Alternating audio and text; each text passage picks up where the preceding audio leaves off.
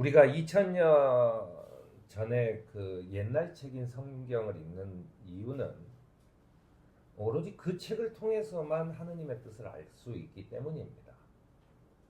이 권위를 갖는 성경이 2000년 전, 2000년도 지난 그런 이야기들을 하고 있다는 것입니다. 2000년이라는 것은 결코 그 짧은 세월이 아니죠. 아마도 같은 언어에 속해 있다 할지라도 우리가 그 언어를 들으면 이해하지 못합니다. 성경에 쓰인 언어는 헬라어나 이런 것은 이미 지금은 쓰는 사람이 없는 언어이고 그 또 문화와 시대적인 배경 이런 게 전혀 다르죠. 그래서 내 생각대로 해석을 하면 안 된다는 겁니다. 성경을 읽고 해석하는 사람은 기본적으로 뭐 믿음과 순종과 기도를 통해서 읽어야 한다라고 우리가 이제 알고 있어요.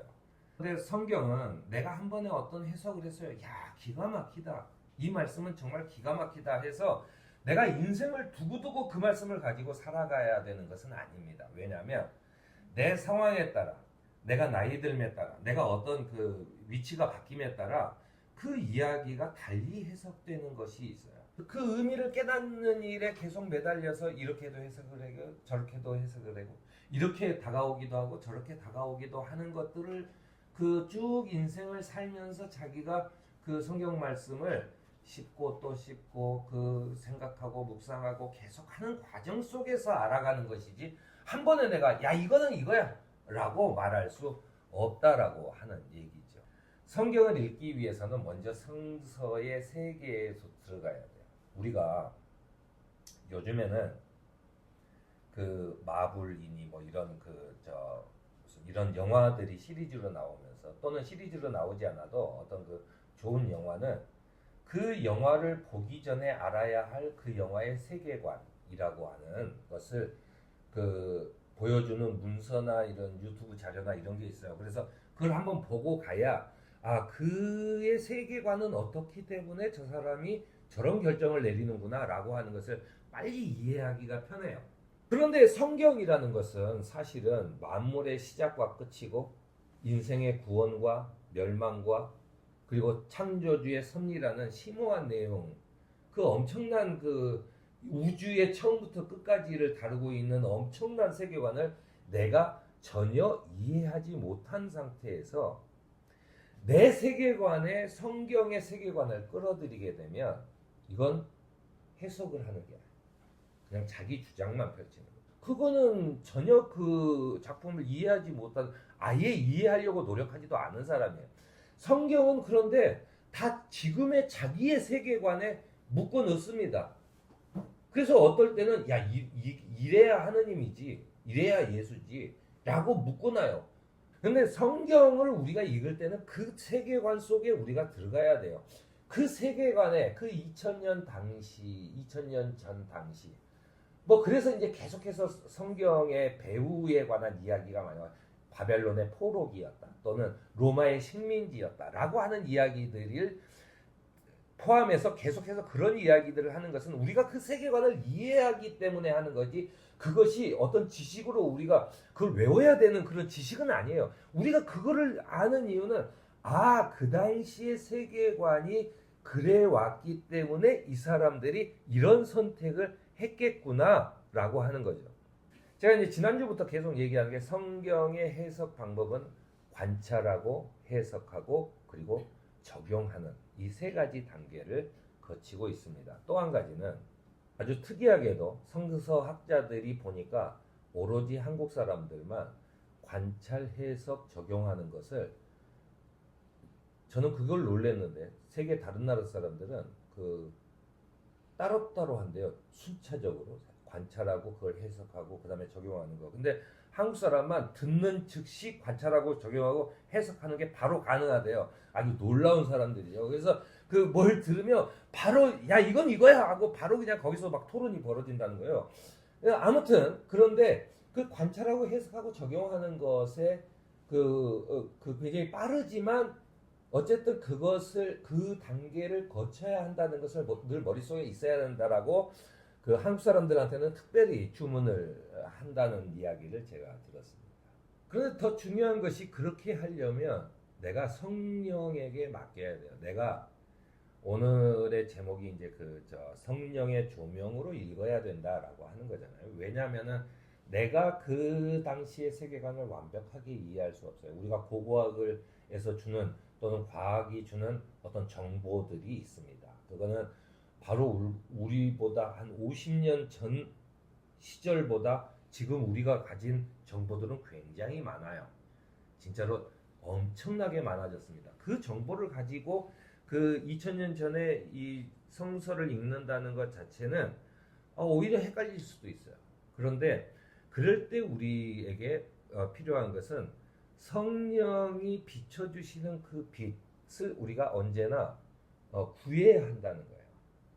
성령께서 나와 함께 하셔서 내가 그 빛으로 이 성경을 볼 수 있도록 해야 된다라고 하는 마음이죠. 그거는 이제 인간적으로 따지면 매우 겸손한 마음이고 신앙적으로 말하면 성령에 의탁하는 마음이고 그렇습니다.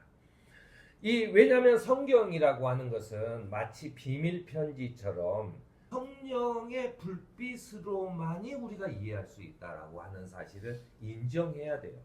신학의 저자들이 구약을 인용할 때 당시에 그 70여 명의 사람들이 모여서 구약 성경을 다시 이 신학성서는 다시 예수님의 그 이야기들을 헬라어로 번역을 합니다.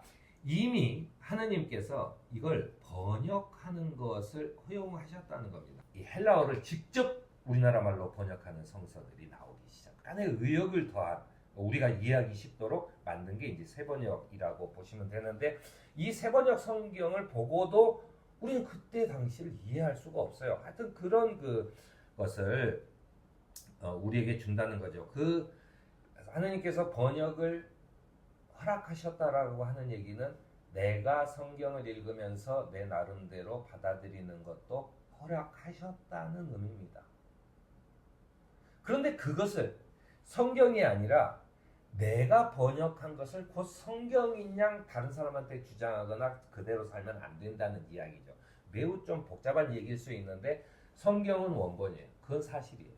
그러나 그 성경을 읽는 나는 그때그때 상황마다 달라집니다. 그런데 그 성경은 변하지 않는다는 거예요. 그러니까 늘상 성경을 다시 읽고 내 상황에 비춰보면서 그것을 내 거울로 삼아야 된다는 거예요. 그러면서 그 성경을 볼 때는 성령께서 주시는 눈으로 우리가 그것을 봐야 된다라고 하는 이야기입니다. 베드로 사도는 이렇게 얘기합니다. 여러분은 마음을 단단히 먹고 정신을 차려서 예수 그리스도께서 나타나실 때까지 여러분이 받을 은혜를 끝까지 바라고 있으십시오라고 하는 거예요.